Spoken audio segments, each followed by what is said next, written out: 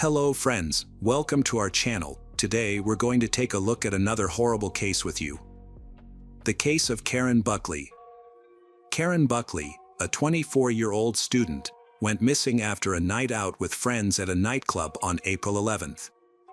Born in 1991 in Cork, Ireland, Karen was the youngest child and only daughter of John and Marion Buckley. Growing up, Karen was known for her kind and caring nature, always willing to lend a helping hand. This trait greatly influenced her career choices. After graduating from St. Mary's Secondary School in Mallow, Karen pursued a degree in nursing at the University of Limerick. Her interest in occupational therapy eventually led her to Glasgow, where she enrolled in a master's program at Caledonian University. Karen arrived in Glasgow in January 2015 and moved into an apartment with 3 other female students who were also new to the area. On April 11, 2015, Karen and her flatmates went to a nightclub about 2 kilometers from their apartment. They arrived around 11:45 p.m. and had a great time. At about 1 a.m., Karen told her friend she was going to the restroom and would return soon. She took her purse and left her jacket on the table where the group was sitting. Her friends continued to enjoy themselves while Karen was away. After a while, they realized Karen had been gone longer than expected and should have returned by then. However, Karen was nowhere to be found. One of her friends searched the club for her but couldn't locate her. Trying to contact her by phone was also unsuccessful. She came with thought maybe Karen had gone home, but it was strange that Karen didn't tell anyone and left her jacket behind. The only explanation they could think of was that Karen might have met someone at the club and left with that person. With this thought in mind, they went to bed. However, when they woke up around noon, Karen's neighbors were surprised to find that she had not returned home. They called and messaged Karen on social media, but she didn't respond. Although they had only known Karen for a few months, they knew that this behavior was out of character for her. Instead of coming up with alternative explanations to reassure themselves, they decided to report her disappearance to the police and inform the Buckley family about what had happened. The Scottish police acted swiftly to find Karen, and her disappearance was publicized in the media. Her parents urged anyone with information to come forward. Meanwhile, detectives reviewed footage from the club's cameras and found evidence of Karen interacting with a mystery man.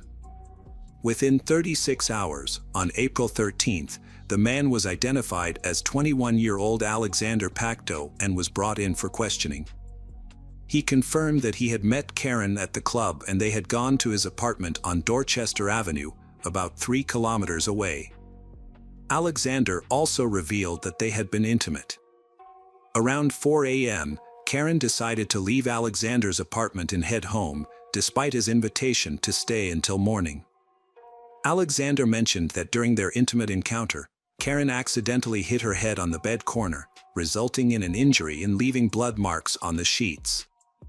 The police reacted ambivalently to this information. While Alexander seemed genuinely open, he also appeared to be anticipating and justifying potential evidence that might be discovered in his apartment. On April 13th, a man reported finding a woman's purse to the police. Upon further investigation, it was revealed that the purse was discovered in the park near Alexander's residence, and it belonged to Karen. The purse contained her phone and identification documents. This new evidence lent credibility to Alexander's account of events, suggesting that something might have happened to Karen after she left his apartment. The search for Karen persisted, with hundreds of police officers thoroughly searching parks, forests, bodies of water, and abandoned buildings for any potential clues that could aid in the investigation. At that point, Alexander Pacto was the primary suspect, being the last person to have seen Karen. However, investigators kept his identity confidential and did not disclose any information about him. 2 days after Karen went missing, police entering Alexander's apartment with a search warrant, police were immediately struck by the strong smell of bleach. They also observed that the mattress on the bed was the wrong size. Small, dark red spots were discovered on the bed and in the bathroom, and samples were taken for analysis. Additionally, a toolbox and a large quantity of cleaning supplies were found in the apartment. A police dog trained to detect human remains indicated a potential find near Alexander Pacto's car. While awaiting a search warrant, detectives discovered that Alexander had taken his car to be cleaned the previous day, but the job appeared to have been done poorly. Upon searching the vehicle, investigators found small, dark red spots on the inside of the passenger door and sent samples to the lab for analysis. As the investigation progressed, suspicions mounted that Karen might not be alive, but the search for her continued unabated. After journalists uncovered the suspect's identity, a photo of Alexander Pacto appeared on the front page of a local newspaper the following day. This unexpected move by the press ultimately proved helpful to the investigation. A man recognized Alexander's photo in the newspaper and contacted the police, offering valuable information. He claimed to have worked with Alexander in the past and revealed that Alexander rented a warehouse on a farm outside Glasgow. This farm was approximately 9 kilometers from Alexander's apartment. The police pursued every lead and investigated this new information. The farm owner verified that Alexander indeed rented a storage space from him for £10 a week. Upon inspection of the storage space, the police discovered a 200-liter drum containing Karen's body, which had been dissolved in caustic soda, a highly corrosive alkaline substance capable of breaking down organic materials. They also found a bonfire with remnants of a mattress that Pacto had attempted to burn. On the same day, April 15th, the suspect in Karen Buckley's case was arrested. Faced with substantial evidence, Alexander admitted to taking Karen's life, but claimed it was in self-defense. Police reconstructed a timeline of events based on evidence and Alexander's testimony. On the night of April 11th to 12th, Karen left the club around 1 a.m. The reason for her departure remains unclear. Her friends reported no argument, stating Karen said she was going to the bathroom and would return. It is also unclear why Karen left her jacket behind, even if she had decided to go home. Officers investigating the case reviewed 1,900 hours of surveillance footage. One recording showed Karen encountering Alexander after leaving a club. They walked together towards his car, where it's believed he offered to drive her home. However, once inside the car, Alexander attacked Karen. He struck her 14 times on the head with a large wrench, resulting in her death. Investigators found dark red stains in the car, bathroom, and on Alexander's bed, later confirmed as Karen's dried blood. After disposing of her body, Alexander planned his next moves, starting with getting rid of Karen's purse, which was later recovered and given to the police. Around 2 a.m., he returned home and did something that shocked the detectives. He took the Karen out of the car and carried it into his apartment.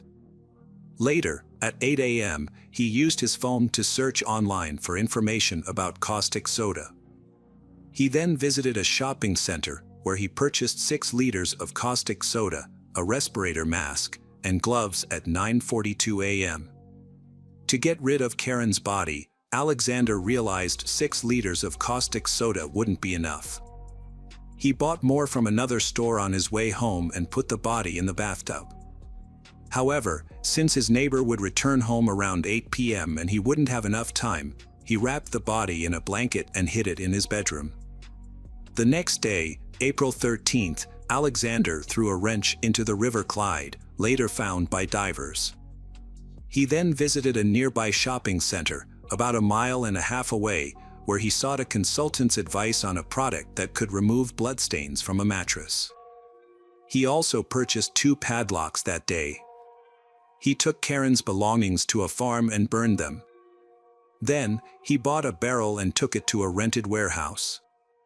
There, he poured in caustic soda and locked the gate with 2 new padlocks.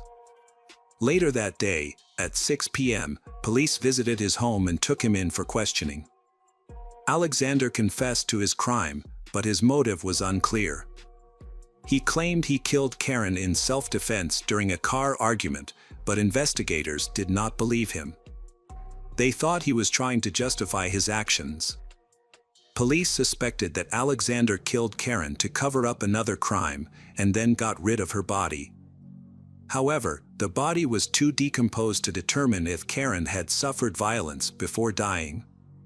In September 2015, Alexander Pacto was found guilty and given a life sentence with the possibility of parole after 23 years. Through his lawyer, he apologized to Karen's family and expressed remorse. Alexander told his lawyer that he was too drunk on the night of the incident to remember why he killed Karen. If he had not pleaded guilty, he would have been eligible for parole in 25 years instead of 23.